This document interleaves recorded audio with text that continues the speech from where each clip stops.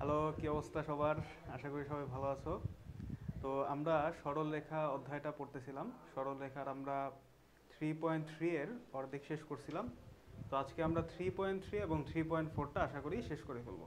তো চলো আমরা শুরু করি। দেখো, রেখা দ্বারা রেখার বিভক্তি। অর্থাৎ তোমার কাছে একটা রেখা দেয়া আছে, ধরো এটা হচ্ছে একটা রেখা। এই রেখাকে মনে করো আরেকটা রেখা বিভক্ত করে। তো ধরো যে বিভক্তিকারী যে রেখাটা, সেটা মনে করো এটা, ঠিক আছে? একটু এদিকে দিয়ে দিই।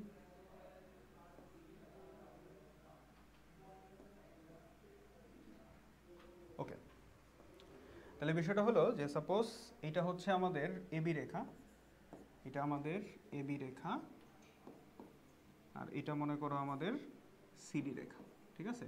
তো এখানে বিষয় যেটা হইতেছে যে এবি রেখাটা সিডি রেখাকে বিভক্ত করতেছে। এখানে সিডি রেখাও এবিকে বিভক্ত করতেছে, বাট আমি ধরে নিচ্ছি যে এবি রেখা সিডিকে বিভক্ত করতেছে, মানে আমি এইটার বেসিসে কাজ করব, ঠিক আছে?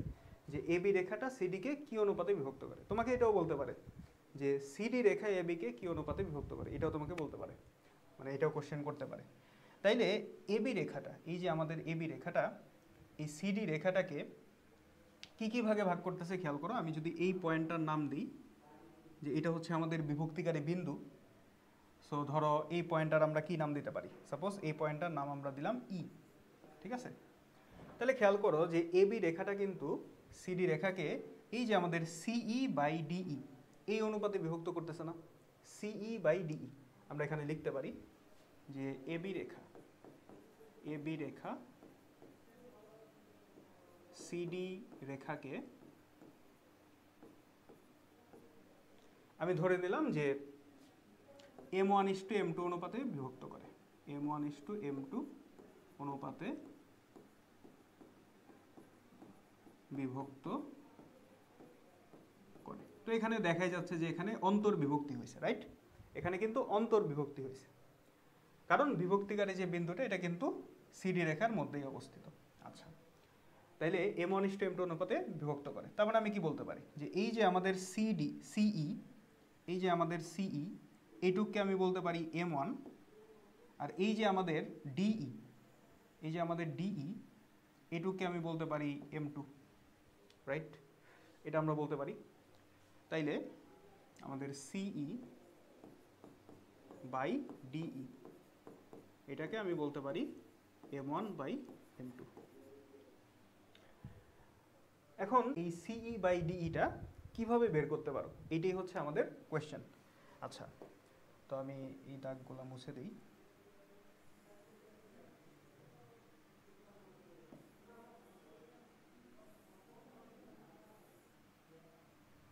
এটা হচ্ছে আমাদের ই বিন্দু। আচ্ছা, এখন আমরা এটা কিভাবে বের করতে পারি, কিভাবে আমরা সিই বাই ডিটা বের করতে পারি? তো এইটার জন্য আমরা এখানে একটু কাজ করব। আমরা এই সি বিন্দু থেকে এই এবি রেখার উপর একটা লম্ব টানলাম। কি করলাম? একটা লম্ব টানলাম। একইভাবে সিমিলারভাবে আমরা ডি বিন্দু থেকে এবি এর উপর আরেকটা লম্ব টানবো, অর্থাৎ এইখান থেকে আমাদের আরেকটা লম্ব, ঠিক আছে? আচ্ছা, সো লম্বগুলোর আমরা নাম দিই। সাপোজ ধরো এটা হচ্ছে আমাদের এন, এটা হচ্ছে আমাদের মনে করো এম, ঠিক আছে? অর্থাৎ আমাদের ডি বিন্দু থেকে এবি এর ওপর ডিএম লম্ব এবং সি বিন্দু থেকে এবি এর ওপর সিএল লম্ব। আচ্ছা, এখন কেন আমি লম্বটা আঁকলাম একটু খেয়াল করো যে এইখানে আমরা দুইটা ত্রিভুজ পাচ্ছি, রাইট? এখানে আমরা দুইটা ত্রিভুজ পাচ্ছি। একটা হচ্ছে আমাদের ত্রিভুজ, একটু এখানে লিখি যে ত্রিভুজ সিএনই, ত্রিভুজ সিএনই এবং ত্রিভুজ ইডিএম, ইডিএম, ত্রিভুজ ইডিএম। এই দুইটা ত্রিভুজের মধ্যে তুমি যদি একটু ভালো মতো খেয়াল করো কি হচ্ছে, খেয়াল করো তো। আমাদের এই যে কোণটা এবং এই যে কোণটা, এরা বিপ্রতীপ কোণ, সো এরা অবশ্যই সমান। তারপরে আমাদের এই কোণটা এবং এই কোণটা, এই দুইটা কোণও সমান, কারণ এরা হচ্ছে 90 ডিগ্রি। এখন আমরা জানি যে দুইটা ত্রিভুজের মধ্যে যদি দুইটা কোণ সমান হয়ে যায়, মানে একটা ত্রিভুজের দুইটা কোণ আরেকটা ত্রিভুজের দুইটা কোণের যদি সমান হয়, তাইলে অপর যে কোণটা থাকে সেটা কিন্তু অটোমেটিক্যালি সমান হয়ে যায়, তাই না? অর্থাৎ এই কোণ এবং এই কোণ, এই দুইটা কোণ কিন্তু আমরা অটোমেটিক্যালি সমান বলতে পারি। তো যেহেতু এই ত্রিভুজের তিনটা কোণ ওই ত্রিভুজের তিনটা কোণের সমান হয়েছে, তার মানে আমরা বলতে পারি যে এই দুইটা ত্রিভুজ আসলে কি সদৃশকোণী। এখন আমরা জানি যে সদৃশকোণী ত্রিভুজ একই সাথে কিন্তু সদৃশ, তার মানে অনুরূপ বাহুগুলার যে অনুপাত সেটা কিন্তু সমান হয়। অর্থাৎ এই দুইটা ত্রিভুজের যে অনুরূপ বাহুগুলো আছে সেই অনুরূপ বাহুগুলার যে অনুপাত সেটা কিন্তু সমান হয়। তো অনুরূপ বাহু কি কি খেয়াল করো, অনুরূপ বাহু হচ্ছে যে সমান সমান যে কোণগুলা সেই সমান সমান কোণের যে বিপরীত বাহুগুলা সেগুলাই কিন্তু অনুরূপ বাহু। অর্থাৎ আমি বলতে পারি যে এই যে আমাদের খেয়াল করো যে এই যে আমাদের এই কোণটা, অর্থাৎ এই যে আমাদের NEC এই যে কোণটা, এই কোণটা আবার এই কোণটার সমান, অর্থাৎ MED এই কোণের সমান। তাহলে এই কোণটার বিপরীত বাহু কি এটা, আবার এই কোণের বিপরীত বাহু কি এটা। তার মানে এই যে CN এইটার অনুরূপ বাহু কি বলতো, DM। তাহলে আমরা বলতে পারি যে CN/DM একটা অনুরূপ বাহুর অনুপাত পাওয়া গেল, ঠিক আছে। আচ্ছা, এরপরে আমাদের এই যে কোণটা এবং এই যে কোণটা এরাও কিন্তু সমান, তাই না? এই যে এই কোণটা এবং এই কোণটা এরাও কিন্তু সমান। তাইলে এই কোণের বিপরীত বাহুটা কি বলতো, CE। আবার এই কোণের বিপরীত বাহুটা কি, DE। তাহলে আমি কি বলতে পারি, CE/DE। তাহলে এই যে অনুরূপ বাহুগুলার অনুপাত এরা কি অবশ্যই সমান, যেহেতু এই ত্রিভুজ দুইটা কি সদৃশকোণী, রাইট? ত্রিভুজ দুইটা যেহেতু সদৃশকোণী তাহলে অনুরূপ বাহুগুলার অনুপাত সমান। তাহলে খেয়াল করো আমাদের যেটা দরকার, আমাদের কিন্তু CE/DE এই জিনিসটাই কিন্তু আমার দরকার, তাই না? কারণ AB রেখাটা CD রেখাকে CE/DE এই অনুপাতে বিভক্ত করছে, যার মধ্যে CEটা হচ্ছে আমাদের M1 এবং DEটা হচ্ছে আমাদের M2। তাইলে এই যে CE/DE এইটা সমান আবার হচ্ছে CN/DM। তার মানে আমি যদি CNটা বের করতে পারি এবং DMটা বের করতে পারি তাইলে কিন্তু আমাদের অ্যান্সার হয়ে গেল, তাই না? আমাদের জাস্ট CN বের করতে হবে এবং DM বের করতে হবে, দুইটার অনুপাতিত হবে আমাদের অ্যান্সার, রাইট? এখন CNটা আমরা কিভাবে বের করতে পারবো? দেখো, তুমি যদি C বিন্দুটা জানো এবং AB রেখার সমীকরণটা যদি তুমি জানো তাহলে তুমি কিন্তু ইজিলি C থেকে AB এর যে দূরত্ব সেটাই তো CN, তাই না? সো ওইটা কিন্তু তুমি বের করতে পারবা। সো এটা কি আমরা জানি কিনা যে একটা বিন্দু থেকে কোনো একটা রেখার দূরত্ব আসলে কি হয়? সাপোজ আমি একটু থিওরিটা বলি। সাপোজ এটা একটা রেখা, রেখাটা মনে করো AX + BY + C = 0। তো মনে করো যে এখানে একটা বিন্দু আছে, বিন্দুটা হলো আমাদের x1 y1। তো তোমরা বললো যে এই বিন্দু থেকে এই রেখার দূরত্বটা কত হবে? দূরত্ব বলতে লম্ব দূরত্ব বোঝাচ্ছে আর কি, অর্থাৎ এই যে দূরত্বটা, এই দূরত্বটার মান কত? মনে করো এটা হচ্ছে D। সো এই D এর মান কত? সো D আসলে কিছুই না, খুবই সিম্পল। তুমি কি করবা, এই পয়েন্টটা দিয়ে এই রেখার সমীকরণটা আগে সিদ্ধ করবা। রেখার সমীকরণে এক পাশটা প্রথমে 0 বানাবা, এক পাশে এখানে অলরেডি 0 আছে। দেন তুমি এই পয়েন্টটা দিয়ে সমীকরণটা সিদ্ধ করবা। তো সিদ্ধ করলে x এর জায়গায় হবে x1, y এর জায়গায় হবে y1। তার মানে ax1 + by1 + c এটা হবে। আর এটা একটা ভগ্নাংশ হবে, ভগ্নাংশের লবে হবে এটা। আর হরে কি থাকবে? হরে একটা রুট থাকবে।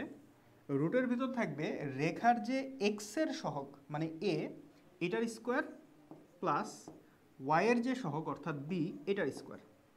এবং এইটার দুই পাশে আমরা কি দিব? মডুলাস সাইন দেব। কেন মডুলাস সাইন দিব? কারণ আমরা জানি যে দূরত্ব কিন্তু নেগেটিভ হতে পারে না, তার মানে এই ডিটা কি অলওয়েজ পজিটিভ হবে। সো এইখানে এই ক্যালকুলেশনটা করার পরে তোমার কিন্তু পজিটিভ নেগেটিভ যে কোনো কিছু আসতে পারে। সো এই জন্য আমরা মডুলাস দিলাম, যাতে মডুলাসটা করে আমরা পজিটিভ ভ্যালু পাই, ঠিক আছে? তাহলে এইভাবে আমরা কি করতে পারবো যে একটা পয়েন্ট থেকে, যে কোনো একটা পয়েন্ট থেকে কোনো একটা রেখার যে লম্ব দূরত্ব সেটা কিন্তু আমরা ইজিলি বের করতে পারবো। যেটা আমাদের এখানে দরকার, যে আমাদের এই যে সি বিন্দু থেকে আমাদের এবি রেখার যে দূরত্ব CN। তো আমরা যদি সি বিন্দুটা জানি, এই যে এটার মতো আমরা যদি সি বিন্দুটা জানি আর এবি রেখার সমীকরণটা যদি আমি জানি, তাহলে আমরা এই যে এই ফর্মুলার মাধ্যমে কি সি থেকে এবি এর দূরত্ব বের করতে পারবো। একইভাবে আমরা যদি ডি বিন্দুর স্থানাঙ্ক জানি তাহলে আমরা ডি থেকে এবি এর যে দূরত্ব সেটা আমরা বের করতে পারবো। এবং এই জাতীয় কোয়েশ্চেনে তোমাকে অবশ্যই দেখবা যে সরাসরি রেখার সমীকরণ না দিলেও তোমাকে দেখবা যে এই চারটা বিন্দুর স্থানাঙ্ক দিয়ে দিছে। তো চারটা বিন্দুর স্থানাঙ্ক তুমি যদি জানো, তুমি যদি এ আর বি বিন্দুর স্থানাঙ্ক জানো, তাহলে অবশ্যই এবি রেখার সমীকরণ বের করতে পারবা, তাই না? সমীকরণ তো বের করতে পারবা। তাহলে সমীকরণ বের করে এভাবে আমরা করে ফেলতে পারবো। আচ্ছা, সো এই জিনিসটা তাইলে আমরা এটাকে একটা পার্টিশন করে রাখতে পারি নাকি? আচ্ছা, এটা আপাতত আমাদের প্রয়োজন নাই, এটা আমরা এখানেই রাখলাম, এমনি এভাবে রাখলাম আমরা। তো আমরা বের করতে পারবো আর কি, যাই হোক। এখন খেয়াল করো, তো দূরত্ব তো পাইলাম, এখান থেকে আমরা অনুপাতটাও বের করতে পারবো। এখন তোমাকে প্রশ্ন করতে পারে যে এই যে বিভক্তিটা যে করছে এটা কি অন্তর্বিভক্তি নাকি বহির্বিভক্তি? এখানে তো আমরা চিত্র দেখে বলতে পারতেছি যেটা অন্তর্বিভক্তি করছে, বাট তোমাকে প্রশ্ন করলো, তুমি তো আর ধরো চিত্র আঁকলা না, তোমাকে খালি এই চারটা ABCD পয়েন্টগুলো তোমাকে দিয়ে দিছে, তোমাকে বললো যে এই এবি রেখাটা সিডিকে অন্তর্বিভক্ত করছে না বহির্বিভক্ত করছে এবং কত অনুপাতে করছে, অনুপাত তুমি বের করলা। এখন অন্তর্বিভক্তি এবং বহির্বিভক্তির ক্ষেত্রে বিষয়টা কি হবে খেয়াল করে দেখো, যে এইখানে অন্তর্বিভক্তি করছে। অন্তর্বিভক্তি হইলে যেটা হচ্ছে যে এই যে CN এবং এই যে DM, এই রেখা দুটা কিন্তু বিপরীত দিকে অবস্থিত, তাই না? এবি রেখার কি দুইটা বিপরীত পাশে অবস্থিত, রাইট?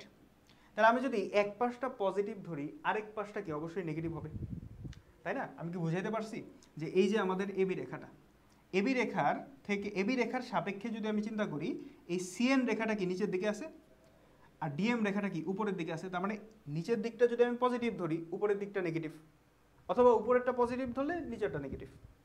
তার মানে ওই যে আমরা একটু আগে একটা কাজ করলাম, যে এই যে দূরত্বের যে ইকুয়েশনটা লিখলাম, এখানে তো আমরা মডুলাস ইউজ করছি, বাট যদি আমি মডুলাসটা না দিই তখন কি এখান থেকে অবশ্যই কি প্লাস মাইনাস কিছু একটা ভ্যালু আসবে, হয় প্লাস আসবে বা মাইনাস আসবে কিছু একটা, তাই না?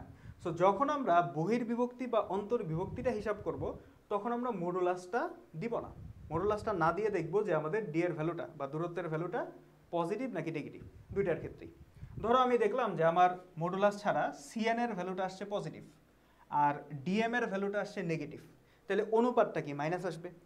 অনুপাতটা যদি মাইনাস আসে তখনই তুমি বুঝতে পারবা যে এখানে অন্তর্বিভক্তি হয়েছে।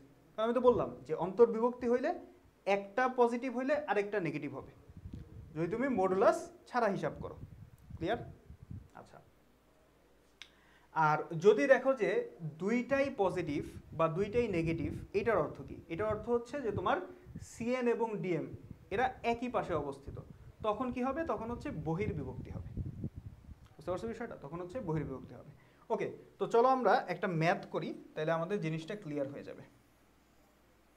তাহলে আমরা জিনিসটা যদি সামারাইজ করি এখানে, তার আগে বিষয়টা হচ্ছে এরকম যে এই যে আমাদের অনুপাতটা, এই যে আমাদের অনুপাতটা, এই অনুপাতটা যদি এই অনুপাতটা যদি আমাদের নেগেটিভ হয় তাহলে হচ্ছে কি অন্তর্বিভক্তি। অন্তর্বিভক্তি, অন্তর্বিভক্তি। এবং অন্তর্বিভক্তির সাথে সাথে আমি আরেকটা কথাও বলতে পারি যে এই যে C বিন্দু এবং D বিন্দু এরা এবি রেখার বিপরীত পাশে অবস্থিত। মানে এবি রেখা থেকে C বিন্দু যেই পাশে অবস্থিত, D বিন্দু তার বিপরীত পাশে। তাইলে C ও D বিন্দু এবি রেখার, কারণ এখান থেকেও মাঝে মধ্যে প্রশ্ন হয়, এবি রেখার বিপরীত, এই বিপরীত বানান বল দেখলাম, বিপরীত পার্শ্বে অবস্থিত। ঠিক আছে? সিওডি বিন্দু এবি রেখার বিপরীত পাশে অবস্থিত। আচ্ছা, আর যদি এই অনুপাতটার ভ্যালু পজিটিভ হয় তখন কি হবে? বহির্বিভক্তি। বহির্বিভক্তি। তাহলে বহির্বিভক্তির বেলায় কি হবে? যে আমাদের এই যে সি এবং ডি বিন্দু তারা এবি রেখার একই পাশে অবস্থিত হবে। এবি রেখার একই পাশে, একই পাশে অবস্থিত হবে। ক্লিয়ার? আশা করি এই জিনিসটা তোমরা বুঝতে পারছো। আচ্ছা, একই পাশে অবস্থিত হওয়ার মানে কি? মানে হচ্ছে বিষয়টা এরকম যে ধরো তোমার এবি রেখা এটা, ঠিক আছে? ধরো আমাদের এবি রেখাটা হচ্ছে এইটা, আর সিডি রেখাটা তো এখানে অন্তর্বিভক্ত, বাট মনে করো বহির্বিভক্তির ক্ষেত্রে সিডি রেখাটা এইখানে, ঠিক আছে? সিডি রেখাটা এইখানে মনে করো। বুঝতে পারছো? সো এইভাবে যদি হয় তখন কিন্তু তুমি সি থেকে যদি এ বি এর ওপর লম্ব টানো এটাও পজিটিভ, আবার ডি থেকে যদি এ বি এর ওপর লম্ব টানো সেটাও কিন্তু পজিটিভ। ঠিক আছে, সো এই হচ্ছে ব্যাপার। সো এই জন্য তোমার যদি এটা পজিটিভ হয় তখন কি সি এবং ডি বিন্দু এবি রেখার একই পাশে অবস্থিত। আচ্ছা, তো চলো আমরা ম্যাথ করি। কি বলছে যে এ বি সি ডি চারটা বিন্দুর স্থানাঙ্ক যথাক্রমে এত এত। প্রমাণ করো যে সিডি কে এবি রেখাটি 2:3 অনুপাতে অন্তর্বিভক্ত করে। ঠিক আছে, অর্থাৎ আগের মতোই যে সিডি কে এবি রেখাটি 2:3 অনুপাতে অন্তর্বিভক্ত করে, এটা তোমাকে দেখাতে বলছে। ঠিক আছে, আচ্ছা তাইলে আমি এখানেও যদি তোমার চিত্রটা আঁকি, যে ধরো এটা হচ্ছে আমাদের সিডি রেখা, যেহেতু এখানে বলছে অন্তর্বিভক্তি, মনে করো এটা হচ্ছে আমাদের এবি রেখা। ঠিক আছে, এটা হচ্ছে আমাদের এবি রেখা আর এটা হলো আমাদের সিডি রেখা। তো আমাদের পয়েন্টগুলো দেয়া আছে, এ বিন্দু হচ্ছে আমাদের 0,-1, বি বিন্দু হলো আমাদের 15,2, সি বিন্দু কত আমাদের -1,2 আর ডি বিন্দু হলো 4,-5। তাহলে আমরা একটু আগে দেখলাম যে সিডি কে এবি রেখা কত অনুপাতে বিভক্ত করে? সি থেকে এবির ওপর একটা লম্ব টানবো, ডি থেকে এবির ওপর একটা লম্ব টানবো, নাম দিলাম ধরো আগের মতোই, মনে করো সিএন ডিএম।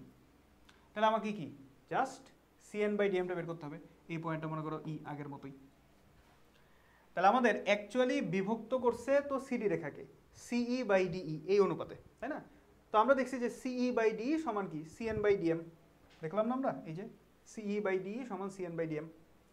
তাহলে আমাদের সিই বাই ডিই সমান CN by DM.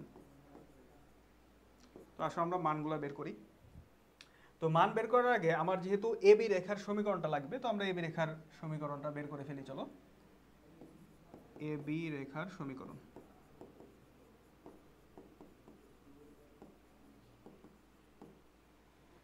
So AB রেখার একটা পয়েন্ট হচ্ছে 0-1, তার মানে কি হবে y+1 বাই হবে x-0, y+1 x-0, আর এখানে কি হবে -1 -2 আর হবে 0-15। তার মানে এটা আসতেছে আমাদের -3 ডিভাইড বাই -15, তাই না? তার মানে হচ্ছে 1/5। ওকে, তাহলে এখানে আসতেছে আমাদের x is equal two 5y plus 5, অর্থাৎ বলা যায় যে x minus 5y minus 5 is equal two 0। ঠিক আছে, সো এটা হচ্ছে আমাদের এবি রেখার সমীকরণ। আচ্ছা, তাহলে সি বিন্দু থেকে এবি রেখার দূরত্ব, সি বিন্দু হলো আমাদের -1,2, তাহলে -1,2 দিয়ে তুমি এটাকে সিদ্ধ করো, কত আসে দেখো, x এর জায়গায় -1, y এর জায়গায় হবে 2, তার মানে হলো তোমার 5 দুগুণে 10, তার মানে -10 আর হচ্ছে -5, আর নিচে কি হবে, নিচে হবে তোমার √, x এর সহগের স্কোয়ার, তার মানে 1, y এর সহগের স্কোয়ার, তার মানে হচ্ছে 25। দেখো y এর সহগ হলো -5, তাহলে এটার স্কোয়ার করলে কি 25। তো এটা হলো আমাদের সিএন। এরপরে আমাদের কি লাগবে, সিএন এর পরে আমাদের লাগবে হচ্ছে ডিএম। তাহলে ডি বিন্দু কত 4,-5, তাহলে সিদ্ধ করো, x এর জায়গায় 4, y এর জায়গায় -5, তার মানে কত 5 5 25 প্লাস 25, তারপরে কত আসতেছে -5, আর নিচেরটা সেমই থাকবে যেহেতু রেখা সেম, তাহলে 1 + 25।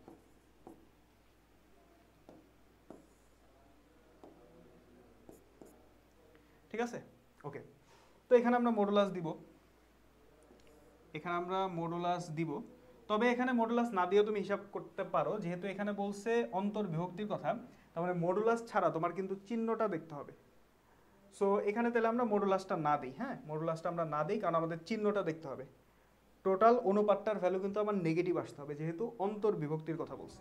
আচ্ছা, তাহলে খেয়াল করি যে এখানে কত আসতেছে, খেয়াল করো যে এখানেও নিচে √26, এখানেও √26, এই দুইটা কাটাকাটি যাবে, এটা আমাদের কাটাকাটি যাবে। সো আমাদের উপরে কত আসতেছে খেয়াল করো, উপরে আসতেছে আমাদের -16, আর নিচে কত আসতেছে 29 - 5, তার মানে হচ্ছে আমাদের 24। তাইলে কাটাকাটি করলে 8 দুগুণে 16, 3 8 24, তার মানে -2/3। ঠিক আছে, -2/3। তো যেহেতু মাইনাস আসছে তার মানে কি অবশ্যই অন্তর্বিভক্ত করছে। তাহলে তুমি এখানে কি বলবা যে অতএব সিডি রেখাকে এবি রেখাটি 2:3 অনুপাতে অন্তর্বিভক্ত করে। ঠিক আছে, তাহলে অতএব সিডি কে এবি 2:3 অনুপাতে অন্তর্বিভক্ত করে। মানে এখানে যে তোমার মাইনাস প্লাস, এটা জাস্ট অন্তর্বিভক্তি নাকি বহির্বিভক্তি এটা খালি ডিটারমাইন করে। এটার উপর কিন্তু অনুপাতের কোনো ইয়ে নেই, মানে অনুপাতের উপর মাইনাস প্লাসের কোনো ইফেক্ট নেই। অনুপাত তো আমাদের 2/3, মাইনাস প্লাসটা জাস্ট কি নির্দেশ করে যে এটা অন্তর্বিভক্তি নাকি বহির্বিভক্তি। ক্লিয়ার? আচ্ছা, তাহলে এইটা আশা করি তোমরা পারবা। এখানে যদি তোমাকে বলতো যে বহির্বিভক্তি করে কিনা বা কি ধরনের বিভক্তি করে, অ্যান্সার করতে পারবা। ঠিক আছে, অনেক কোশ্চেনে তোমাকে বহির্বিভক্তি দিতে পারে যে এত অনুপাতে বহির্বিভক্ত করে, তখন তুমি চেক করবা যে এই যে অনুপাতটা এটা কি পজিটিভ আসে কিনা। পজিটিভ হলে কি হবে, বহির্বিভক্তি হবে, রাইট? আচ্ছা, তাহলে এটা আমাদের গেল, আশা করি তোমরা বুঝতে পারছো। এবারে চলো আমরা পরের প্রবলেমে যাই। তাহলে আমাদের এই রেখা দ্বারা রেখার বিভক্তির যে প্রবলেমটা, এটা আমরা সলভ করে ফেললাম। আশা করি এই ধরনের প্রবলেম তোমরা করতে পারবা। এখন আমাদের ত্রিভুজ সংক্রান্ত আরেকটা ম্যাথ আছে, যে কি বলছে দেখো, যে টি এর মান কত হলে এই বিন্দু ত্রয় ধনাত্মক ক্রমে অবস্থান করে একটি ত্রিভুজ গঠন করবে। এখানে 3টা বিন্দু দেয়া আছে। তো যেহেতু ত্রিভুজের কথা বলছে, তার মানে এই 3টা বিন্দু কি ত্রিভুজের 3টা শীর্ষবিন্দু। তোমাকে বলছে যে এই বিন্দুগুলা ধনাত্মক ক্রমে অবস্থান করে ত্রিভুজ গঠন করবে টি এর মান কত হলে। সবসময় মনে রাখবা, যদি তোমাকে ধনাত্মক ক্রমে বলে যে বিন্দুগুলা ধনাত্মক ক্রমে অবস্থান করছে, সবসময় মনে রাখবা যে ত্রিভুজের যে ক্ষেত্রফল সেই ক্ষেত্রে >0 মানে পজিটিভ আসবে। মানে এই বিন্দুগুলা ধরে তুমি যদি ত্রিভুজের ক্ষেত্রফলটা বের করো, তাহলে ক্ষেত্রফল কি আসবে, পজিটিভ আসবে। যদি বলে যে বিন্দুগুলা ধনাত্মক ক্রমে আছে, বিন্দু ধনাত্মক ক্রমে, তার মানে ত্রিভুজের ক্ষেত্রফল পজিটিভ, মানে >0। আর বিন্দু যদি ঋণাত্মক ক্রমে থাকে তাহলে কি হবে, ত্রিভুজের ক্ষেত্রফল নেগেটিভ, তার মানে <0। তাহলে এখন আসো যে এই ত্রিভুজ, এই যে বিন্দুগুলা দিয়ে যদি ত্রিভুজ গঠন করা হয়, তাহলে ওই ত্রিভুজের ক্ষেত্রফলটা কত হয়, হাফ। আমরা সবাই সূত্র জানি, কি আছে 2t + 1, এখানে আছে তোমার t + 2 1, তারপরে কি আছে 2 - t 2 - t 2 - 5t, এখানে 1, তারপরে কত আছে 5t 70 5t 70, এখানে 1। ঠিক আছে, আচ্ছা তাহলে এখান থেকে আমরা কি করতে পারি, হাফ যদি আমি রো থেকে রো বিয়োগ করি, তাহলে এখানে আমাদের 2t + 1 - 2 + t, তার মানে কত আসতেছে বলো তো, 3t 3t আর হচ্ছে কি +1 - 2, তার মানে হচ্ছে -1 আসতেছে আমাদের। এখানে কত আসতেছে আমাদের t + 2 - 2 + 5t, তার মানে এখানে আসতেছে আমাদের 60, রাইট? t + 2 - 2 + 5t, আর এখানে তো আমাদের 0 আসতেছে। এখানে কত আসতেছে আমাদের 2 - t - 5t, তার মানে হচ্ছে 2 - 60 2 - 60, এখানে আসতে আমাদের 2 - 5t - 70, তার মানে কি 7 × 5 = 12, তাহলে 2 - হচ্ছে 12t 2 - 12t, আর এখানে আসতেছে আমাদের 0। ওকে, আর নিচে আমাদের যা আছে তাই থাকবে 5t 71। তাহলে এখন আমরা এই ওয়ানটা নিয়ে, এই যে আমাদের এই সারি এবং এই কলাম, এটা নিয়ে আমরা বিস্তার করে দিই আর কি। ঠিক আছে, ওকে, তাহলে এখানে আসতেছে আমাদের হাফ, গুণ করলে কি হবে দেখো, 3t - 1 2 - 12t মাইনাস কি হবে 60 ইন্টু, এটা একবারে আমি গুণ করে ফেলি, এটা হবে আমাদের 12t - 36t স্কোয়ার। আচ্ছা ওকে, কত আসতেছে হাফ, তাহলে এখানে আসতেছে আমাদের 60 মাইনাস 2, এখানে আসতেছে আমাদের 3 বারং 36t স্কোয়ার, 36t স্কোয়ার, তারপর হলো আমাদের প্লাস 12টি, এখানে আমাদের মাইনাস 12টি, এখানে আমাদের প্লাস 36t স্কোয়ার। ঠিক আছে, তাহলে আমাদের 36t স্কোয়ার। আচ্ছা এখানে তো আমাদের হলো 36t স্কোয়ার, 36t স্কোয়ার। তাহলে আমাদের এই যে এটা কাটা যাচ্ছে, 12টি আমাদের কাটা যাচ্ছে, তাহলে আমাদের থাকতেছে কি হাফ ইন্টু 60 মাইনাস 2, তাহলে 2 দিয়ে যদি ভাগ করি তাহলে আমাদের থাকবে হলো 3t মাইনাস 1। তাহলে আমাদের এই ত্রিভুজটার ক্ষেত্রফল আসতেছে কত, 3t মাইনাস 1। তো যেহেতু বলছে বিন্দুগুলা ধনাত্মক ক্রমে অবস্থান করবে, তার মানে ক্ষেত্রফলটা কি অবশ্যই গ্রেটার দেন 0 হবে। সো এটা তুমি লিখবা যে বিন্দুগুলো শর্ত মতে বিন্দুগুলো ধনাত্মক ক্রমে অবস্থান করলে ত্রিভুজের ক্ষেত্রফল গ্রেটার দেন কি হবে, 1 হবে। তো এটা আর আমি লিখলাম না, তোমরা লিখে নিবা। তাহলে আমি জাস্ট লিখি যে আমাদের শর্ত মতে কি হবে, 3t minus 1, 3t minus 1 greater than 0। তাহলে এখান থেকে আমরা পাচ্ছি 3t গ্রেটার দেন 1, অতএব t গ্রেটার দেন 1/3।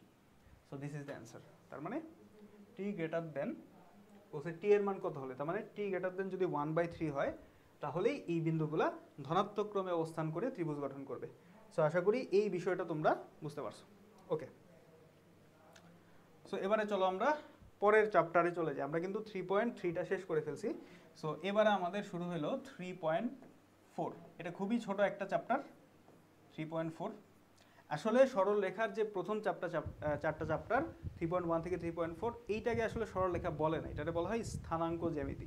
ঠিক আছে, মানে এখানে স্থানাঙ্ক নিয়ে বেশি কাজ, মেইনলি সরল রেখা বলা হয় হচ্ছে 3.5 থেকে 3.7 পর্যন্ত, যেখানে হচ্ছে আমরা সরল রেখার সমীকরণ নিয়ে কাজ করি। ঠিক আছে, সো ওই অংশটাই বেশি জোর দিতে হবে, এবং তোমাদের বোর্ড পরীক্ষার জন্য বা যে কোনো পরীক্ষার জন্য 3.5 থেকে 3.7টা কিন্তু বেশি ইম্পর্টেন্ট। ঠিক আছে, আচ্ছা তো এবার আসো যে সঞ্চার পথ এই জিনিসটা কি, সঞ্চার পথ এই জিনিসটা কি।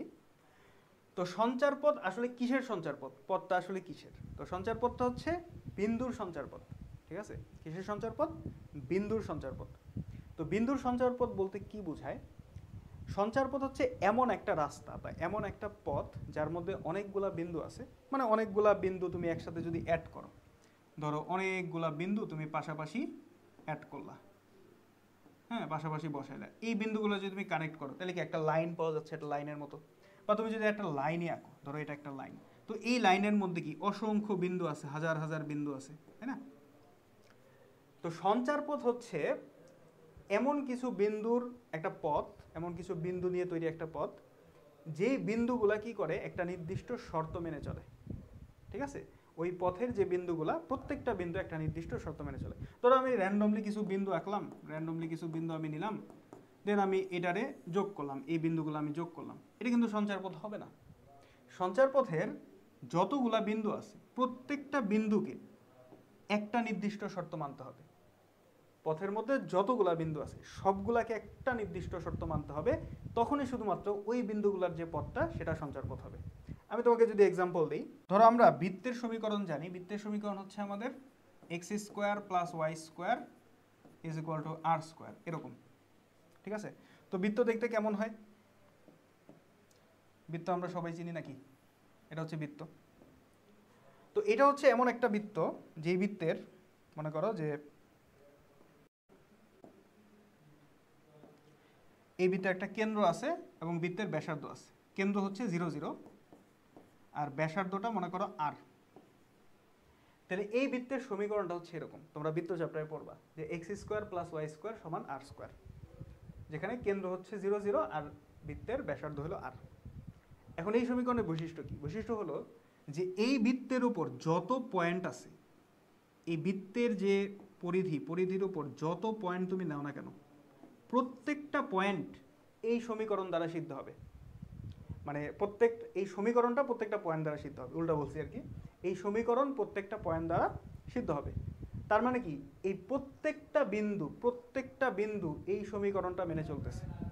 ঠিক আছে, তুমি আর এর মান বসাবা, তুমি এক্স এর মান বসাবা, ওয়াই এর মান বের করবা, তাহলে এক্স কমা ওয়াই পয়েন্ট বের হবে। ঠিক আছে, এবং তুমি দেখবা যে তুমি বিভিন্ন এক্স এর মানের জন্য তুমি যদি বিভিন্ন ওয়াই বের করো, তুমি যে বিন্দুগুলা পাবা প্রত্যেকটা বিন্দু দেখবা এই পরিধির ওপর থাকবে। বুঝতে পারছো বিষয়টা? সো আশা করি এই বিষয়টা বুঝতে পারছো যে সঞ্চারপথ জিনিসটা আসলে কি। ঠিক আছে, তো এখন আমরা সঞ্চারপথ থেকে কিছু ম্যাথ করব।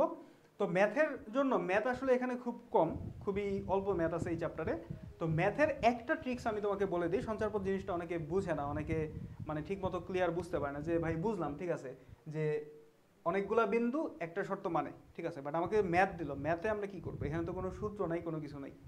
সাধারণত ম্যাথ কি দেয় যে তোমাকে বিন্দুর সঞ্চারপথের সমীকরণটা বের করতে বলে। ঠিক আছে, তোমাকে কিছু শর্ত দিয়ে দেয়, সেখান থেকে এরকম সঞ্চারপথের সমীকরণ তোমাকে বের করতে বলে। তো একটা জিনিস খালি মনে রাখবা যে যেই বিন্দুর সঞ্চারপথ তোমাকে বের করতে বলবে ওই বিন্দুটাকে তুমি এক্স কমা ওয়াই ধরে নেবা। ঠিক আছে, মনে থাকবে, যেই বিন্দুর সঞ্চারপথ তোমাকে বের করতে বলবে ওই বিন্দুটাকে তুমি কি করবা? এক্স কমা ওয়াই ধরে নেবা। ঠিক আছে, তাহলে চলো আমরা এখান থেকে ম্যাথ করি। আসো,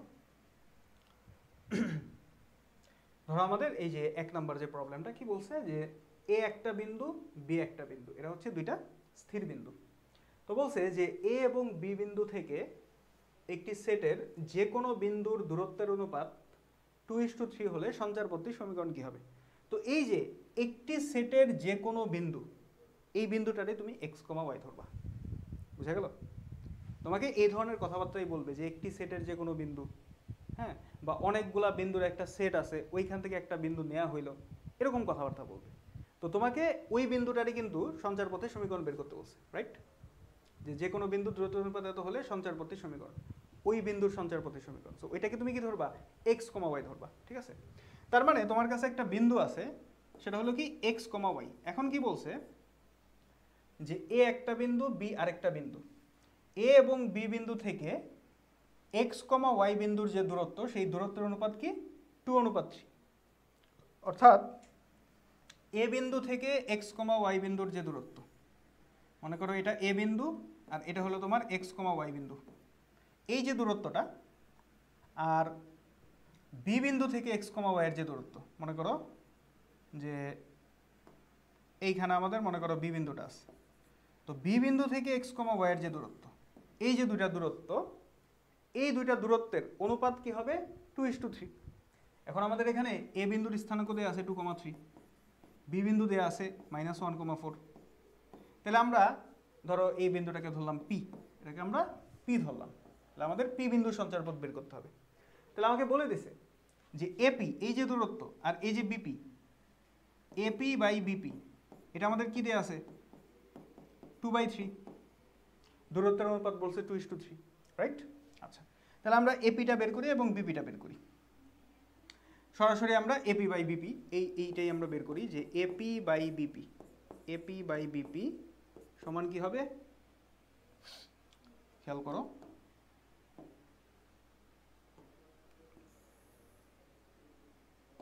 এ থেকে পি বিন্দুর দূরত্ব, তার মানে 2 - x তার হোল স্কোয়ার প্লাস কি হবে 3 - y তার হোল স্কোয়ার।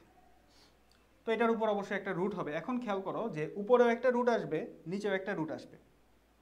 তো আমি যদি দুই পাশে স্কোয়ার করে দিই তাহলে তো আর রুটটা থাকলো না, রুটের ঝামেলা আমার নাই। তো আমি দুই পাশে স্কোয়ার করে দিলাম। ঠিক আছে, তাহলে এখানে কি আসবে? নিচে আসবে বিপি স্কোয়ার, তার মানে বি থেকে পি বিন্দুর দূরত্ব। তাহলে এটা কি হবে দেখো, এক্স প্লাস 1 হোল স্কোয়ার বলতে পারি যে X plus 1 whole square plus কি হবে y - 4 whole square, y - 4 whole square. আচ্ছা, এখন খেয়াল করো যে আমাদের এপি বাই বিপি হচ্ছে 2/3। ঠিক আছে, তাহলে আমাদের AP square by BP square এটা কত হবে? 4/9 হবে। এখন আর গুণ করে ক্যালকুলেশন করলে তোমার একটা ইকুয়েশন চলে আসবে, ওইটাই হলো সঞ্চারপথের সমীকরণ। ঠিক আছে, আমরা চলো করে ফেলি। তাহলে আমাদের এখানে কি আসতেছে? উপরে ক্যালকুলেশন করলে আমাদের আসে 4 minus 4x plus x square, এখানে 9 minus 6y plus Y square, এখানে আসতেছে আমাদের x square plus 2x plus 1, y square minus 8y plus 16 সমান 4/9। তাহলে আমরা আর গুণ করি, আর গুণ করলে আমাদের আসতেছে কিরকম 4x square plus 8x plus 4। আচ্ছা এখানে আমাদের 16 আর 1 যদি যোগ করি তাহলে হচ্ছে 17, তাই না? তাহলে 4 17 কত, 4 7 28 8, আর হচ্ছে 2 4 কে 4 5 6 68। ওকে, তাইলে প্লাস কি আসবে আমাদের 4y স্কোয়ার আর হচ্ছে আমাদের মাইনাস 32y। আচ্ছা আর এখানে কত আসতেছে খেয়াল করো, এখানে আমাদের 9 আর 4, 9 আর 4 হয় কত 13, 13 আর 9 গুণ করলে কত হয় 117, তাই না? আর এখানে কত আসতেছে আমাদের 4 নং 36 36x, তারপরে হচ্ছে আমাদের plus 9x square, 9x square minus 54y plus 9y square. আমাদের হচ্ছে এইরকম আসতেছে। ওকে, তাহলে আমরা নেক্সট পেজে নিয়ে যাই। মানে এইটা ক্যালকুলেশন করে তোমার যেটা আসবে সেটাই হলো সঞ্চয় পথের সমীকরণ, ঠিক আছে? তো অঙ্ক আসলে খুব সিম্পল।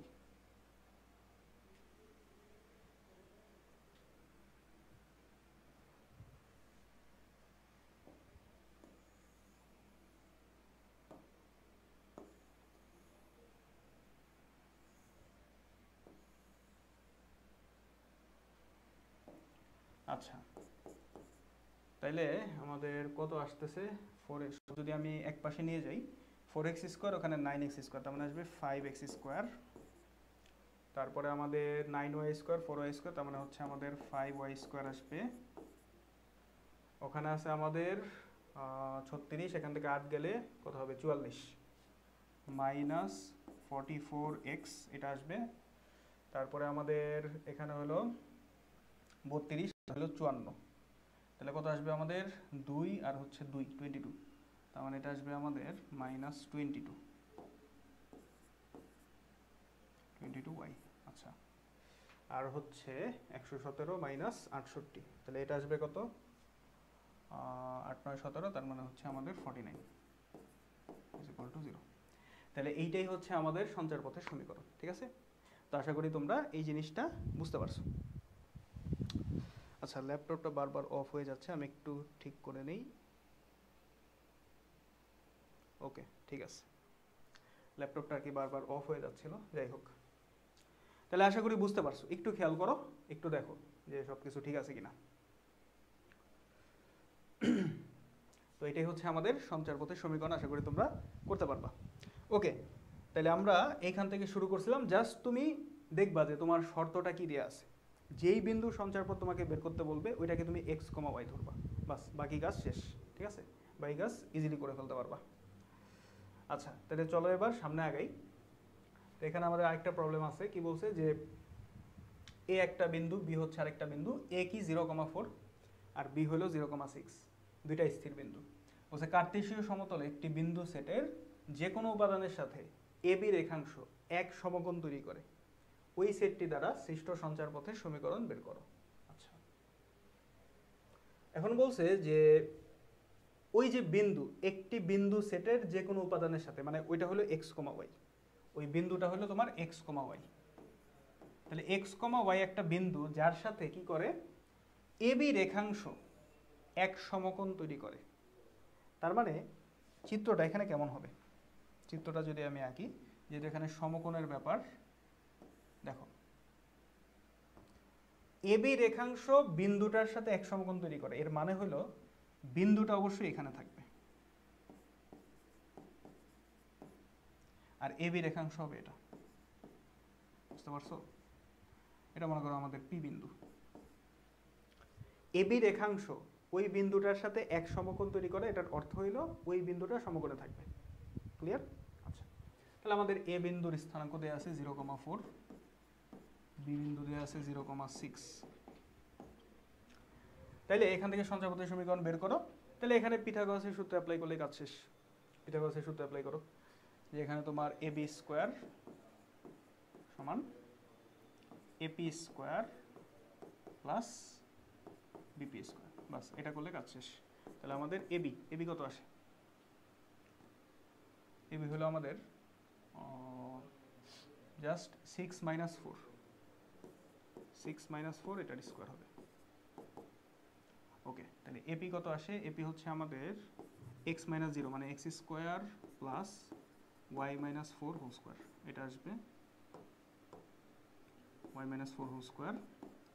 বিপি স্কোয়ার কত আসবে? মানে দূরত্বগুলোর স্কোয়ার নিচ্ছি দূরত্বের ফর্মুলা দিয়ে, ঠিক আছে? তাহলে বিপি স্কোয়ার কত আসবে?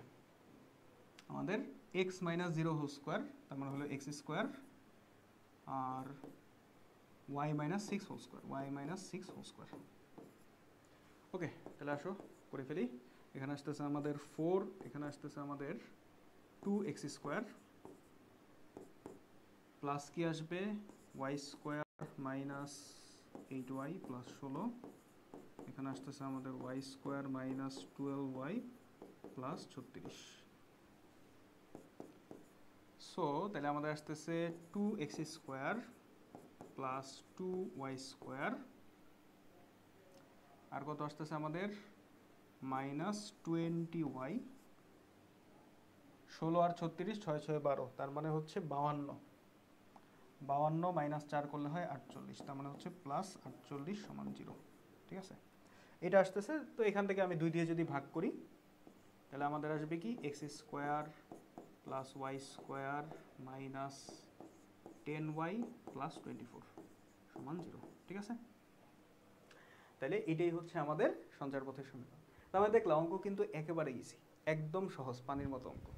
তো সঞ্চারপথ থেকে আসলে কঠিন কোনো ম্যাথ আসতে দেখা যায় নাই। তুমি যদি ওই জিনিসটা মনে রাখো যে যেই বিন্দুর সঞ্চারপথ সেটাকে x, y ধরবো।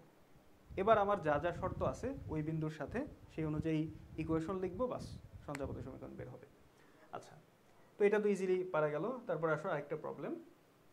তো এখানে কি বলছে যে তুমি যদি ওই জিনিসটা না মনে রাখো যে সঞ্চারপথের বিন্দুটাকে x, y ধরতে হবে, তাহলে তোমার এই প্রবলেমে ঝামেলা হবে। এখানে কি বলছে যে k এর যে কোনো মানের জন্য p বিন্দুর স্থানাঙ্ক এটা, p বিন্দুর সঞ্চারপথের সমীকরণ বের করো। কোনো শর্ত নাই, কোনো কিছু নাই, জাস্ট তোমাকে বলছে কি p হচ্ছে একটা বিন্দু, এখানে কোনো x y ও নাই, এখানে কি আছে p হলো কি 2ak, k হলো একটা কনস্ট্যান্ট, p বিন্দুর স্থানাঙ্ক কি 2ak, ak স্কোয়ার, কোনো x, y কিচ্ছু নাই। তুমি কই থেকে কি সঞ্চারপথ বের করবা, ঠিক আছে? তাহলে p একটা বিন্দু, স্থানাঙ্ক হচ্ছে এটা, p বিন্দুর সঞ্চারপথের সমীকরণ বের করো। তাহলে আমরা p বিন্দুকে অবশ্যই x, y ধরবো। তার মানে আসলে আমাদের এই যে 2ak, ak স্কোয়ার, ঠিক আছে, এটা কিন্তু আসলে আমাদের x, y, এটা মানে হলো আমাদের x, y। তাহলে আমাদের প্রবলেম সলভড। তার মানে আমাদের 2ak সমান x। তো এখান থেকে আমার কেটা বাদ দিতে হবে, কারণ আমার যে ইকুয়েশনটা আসবে ইকুয়েশনে তো কোনো কে থাকবে না, এক্স আর ওয়াই থাকবে। তাহলে কে বাদ দিতে হবে। তাহলে এখান থেকে তুমি কে এর মানটা বের করো, ওই কে এর মানটা তুমি আবার এই এ কে স্কোয়ারের মধ্যে বসাই দেবা। তাহলে এখান থেকে তোমার কে কত আসে, এক্স ডিভাইডেড বাই 2a, এটা আসতেছে। আচ্ছা, আর এই যে এ কে স্কোয়ার সমান কি ওয়াই, এ কে স্কোয়ার সমান হলো ওয়াই। তাহলে এখানে তুমি এই কে এর জায়গায় এটা বসায় দাও। তাহলে a into x by 2a whole square সমান কি y। তাহলে আমাদের আসতেছে a x square by 4a square সমান y। কাটাকাটি করলে এখানে একটা a থাকে, তাহলে অতএব এক্স স্কোয়ার সমান 4ay। তাহলে এটাই হচ্ছে সঞ্চারপথের সমীকরণ। তো আশা করি তোমরা সঞ্চারপথের বিষয়টা বুঝতে পারছো। সঞ্চারপথের সমীকরণ যে শুধু সরলরেখা হবে এমন কিন্তু না, এরকম কিন্তু কোনো কথা বলাই হয় নাই। যদিও এটা সরলরেখার চ্যাপ্টার, বাট সঞ্চারপথের যে সমীকরণ ওইটা কিন্তু যে কোনো সমীকরণ হতে পারে। ইনফ্যাক্ট আমরা যে তিনটা দেখলাম এখানে কিন্তু কোনো সরলরেখার সমীকরণ আসেই নেই, ঠিক আছে? তো তো সঞ্চারপথের সমীকরণ যে কোনো হইতে পারে, যে কোনো রকম হইতে পারে। তো আশা করি তোমরা সঞ্চারপথ রিলেটেড যত প্রবলেম আছে বইয়ের সেগুলো তোমরা সলভ করে ফেলতে পারবা। ইনশাল্লাহ আগামী লেকচারে আমরা চ্যাপ্টার 3.5টা শুরু করে দিতে পারবো। তো সেই পর্যন্ত সবাই ভালো থাকো, আল্লাহ হাফেজ।